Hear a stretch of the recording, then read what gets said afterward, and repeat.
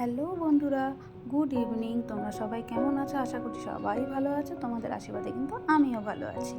আজকে ছেলে বলছে কিছুতেই দুধ কমপ্লেক্স খাবে না, বলছে মা অন্য কিছু বানিয়ে দাও। তো ভাবলাম না হয় একটু আলু কাবলি বানিয়ে দিই। তো চলো আমরা দেখে নিই আমাদের আলু কাবলি বানাতে কি কি উপকরণগুলো লাগছে। তো আমরা দেখে নিচ্ছি, আলু কেটে রেখেছি, অনিয়ন কেটে রেখেছি, আর একটু লেবুর টুকরো রেখেছি। এটা অপশনাল, আমার ভীষণ ভালো লাগে লেবু খেতে, তাই আমি নিয়েছি লেবু। আর কেটে রেখেছি ঝিরিঝিরি করে কতগুলো শসা, আর আমি রাতেই কাঁচা ছোলাটা জলে ভিজিয়ে দিয়েছিলাম। আর আমাদের তার সাথে লাগছে নুন, চাট মশলা, একটু ইমলি, বিট লবণ, জিরে গুঁড়ো আর কাশ্মীরি রেড চিলি পাউডার। এটাতে কিন্তু ঝাল হয় না, জাস্ট একটু রঙটা হয়। তোমরা চাইলে এর মধ্যে কাঁচা লঙ্কা অ্যাড করতে পারো, যেহেতু আমার বাচ্চা খাবে তাই আমি ওটাকে স্কিপ করেছি। আর লাগছে আমাদের ঝুরি ভাজা।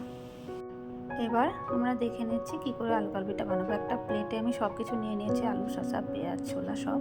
এর মধ্যে একে একে সব অ্যাড করব। এখন নুন দিচ্ছি, তারপরে একটু বিট নুন দিচ্ছি, তারপরে আমি একটু তোমার জিরে গুঁড়ো অ্যাড করলাম, আর একটু কাশ্মীরি রেড চিলি পাউডার। এটা আগেই বলেছি, শুধু একটু রং হওয়ার জন্য, একদম ঝাল হয় না। তারপরে দিয়ে দিচ্ছি একটু এভারেস্টের চাট মশলা।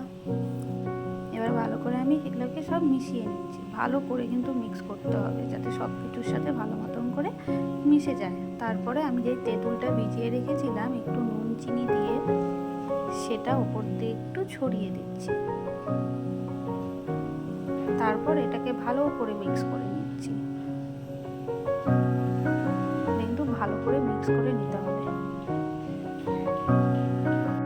এবারে এর উপর দিয়ে একটু ঝুরি ভাজা আমরা দিয়ে দেব। ব্যাস, রেডি হয়ে গেল আমাদের আলু কাবলি।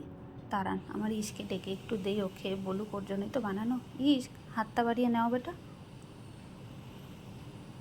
এবার বলো তো কি খেয়ে কেমন হয়েছে? ছেলে বলছে মা ভালো হয়েছে। তো দেখো, আমরা কিন্তু খুব অল্প সময়ের মধ্যে ওটা বাইরে। তো বন্ধুরা, আমাদের কিন্তু আর আলু কাবলি খেতে বাইরে যেতে